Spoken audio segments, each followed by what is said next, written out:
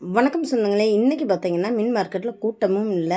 ஏன்னு பார்த்தீங்கன்னா புரட்டாசி வேறு அம்மாசி வேறு, இப்படி இந்த ரெண்டு இது சேர்ந்து இருந்ததுனால இன்றைக்கி அந்தளவு கூட்டமே இல்லை. மீன் மார்க்கெட்டை காற்று வாங்கி போயிருந்தாப்புல தான் இருந்துச்சு. நான் மட்டும் ஏன் போனேன்னு பார்த்தீங்கன்னா, எங்கள் வீட்டில் நாளும் கிடையாது, நட்சத்திரமும் கிடையாது, எதுவுமே கிடையாது. அவங்களுக்கு தேவை ஞாயிற்றுக்கிழமை நான்வெஜ் எடுத்தே ஆகணும், அதுவும் மீன் வேணும்ன்ட்டாங்க. சரின்னு கிளம்பி வந்தாச்சுங்க. இருந்தது கம்மியான மீன்களே நம்மளுக்கு தேவையான மீன்கள் வாங்கியாச்சு. இன்றைக்கி அதிகம் பார்த்திங்கன்னா சாலை மீன், கிழங்கா மீன், வாவல் மீன், ஊளி மீன், நகர மீனுன்னு ஒரு சில வெரைட்டி மட்டும்தான் இருந்துச்சு. இல்லாட்டி எப்பயும் பார்த்திங்கன்னா நிறைய கூட்டம் இருக்கிறப்பல மீன் வெரைட்டியுமே நிறையா இருக்கும். இன்றைக்கி அந்த அளவுக்கு இல்லைங்க. ஆனால் மீன்கள்லாம் ஓரளவு ஃப்ரெஷ்ஷாக நல்லா தான் இருந்துச்சு.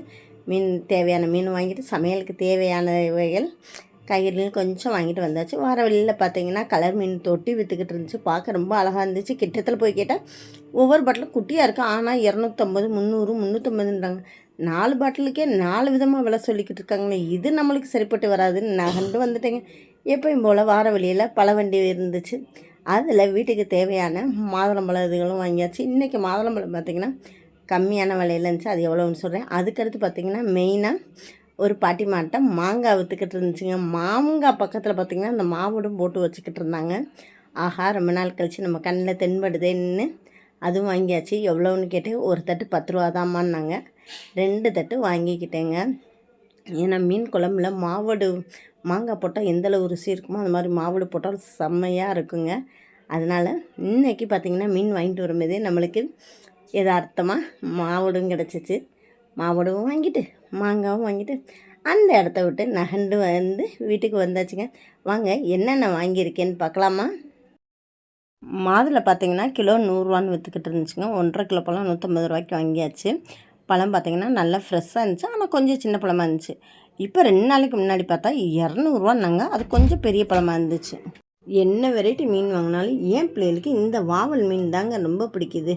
அதனால் என்ன மீன் வாங்கினாலும் அது 1 கிலோ வாவல் மீன் வாங்கிடுவேன். ஒரே மீனே பார்த்திங்கன்னா 100 இருந்துச்சு.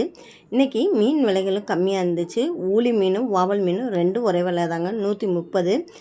அடுத்து பார்த்திங்கன்னா தக்காளி 2 கிலோ 50 ரூபான்னு விற்றுக்கிறாங்க. 2 கிலோ தக்காளி வாங்கியாச்சு. பாட்டிகிட்ட மாங்காய், ஒரு மாங்காய் 10 ரூபான்னு 3 மாங்காவும் 2 தட்டு மாவடு, ஒரு தட்டு மாவடு 10 ரூபா தாங்க சொன்னாங்க. 2 தட்டு மாவடு வாங்கிட்டேன்.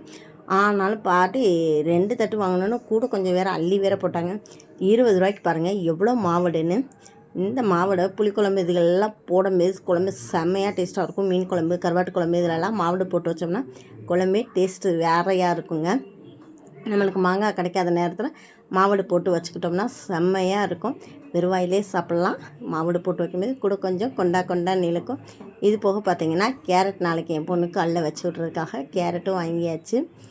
இது தாங்க இன்றைக்கி சமையலுக்கு தேவையானது எல்லாம் நான் மார்க்கெட் போயிட்டு வரும்போது வாங்கிட்டு வந்த பொருட்கள். இந்த வீடியோ பிடிச்சிருந்தால் லைக் பண்ணுங்கள், ஷேர் பண்ணுங்கள். நம்ம சேனலை மறந்துடாமல் ஒரு சப்ஸ்கிரைப் பண்ணிடுங்க. உங்களோட கருத்துக்களையும் மறந்துடாமல் கமெண்ட் பாக்ஸில் தெரிவிங்க. Bye bye.